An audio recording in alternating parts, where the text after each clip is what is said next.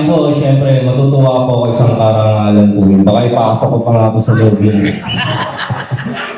Kulang pa, dito naman sa loob. Natutuwa ako eh, naman. Natutuwa na ako niyan niya. Kuha ko din, syempre. Ayun.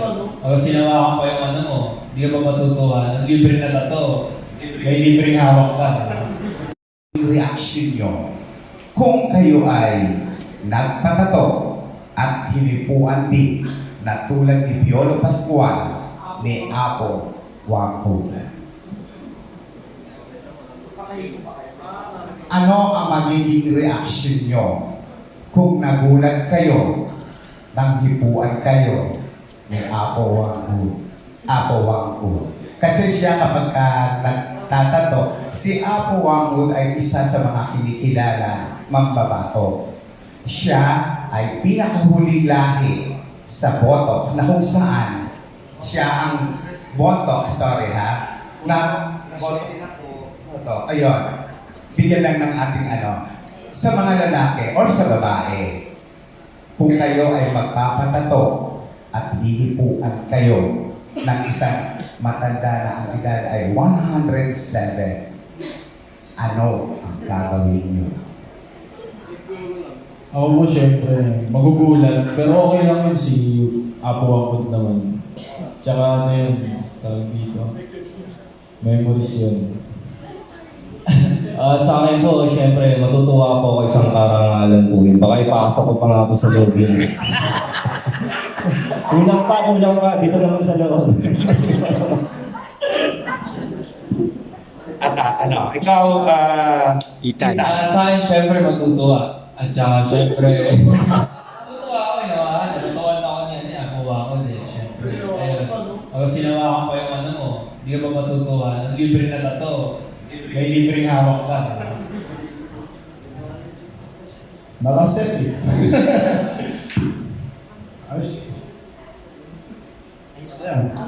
Kasama yung video. Sa akin siguro po. Hindi, siguro yung manuksunan. Kasi mas napipigilan ang sarili ko kaysa yung pag-away na tutukso. Sa akin po yung manokso din kasi parang mas gusto ko po yung may thrill. Yung ikaw mismo yung gagawa ng paraan para matokso mo yung isang tao. Ngayon, same po kayo po. Gusto ko na rin po yung matokso kasi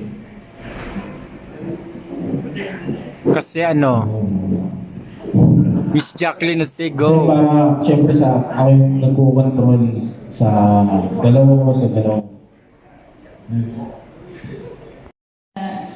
I feel like no matter what happens, parang very strong yung relationship ko kay God, so I don't really have to worry about anything like that because what we're doing naman po is work. Thank you. Same din naman po with Alaska po. Sobrang strong na naman po yung connection ko with God. And, yun. Ako naman I trust also in God's process and then para sa akin kasi pag nag-uupot hindi para sa akin sin eh. I see it as an art. Kasi pag gumagawa ng movie, hindi naman parang porn ang ginawa namin. Pero porn is also an art. So, I mean, it's just work for me.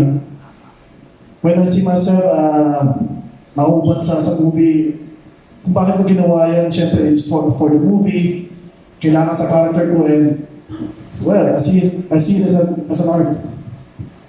Ako yun, same with Margo. Nakikita ko is art, hindi yung tipong kasalanan na ang paghuhubad. May iba din pa kasi tayong pagtingin sa sabihin natin sa nakahubad, yan. Yung iba kasi bastos. Pero kung titignan natin at papanoorin natin kung ano man po yung movie na naghubad or what, pwede po kasi din natin makita na as an art, hindi lang puro bastos. Ayun.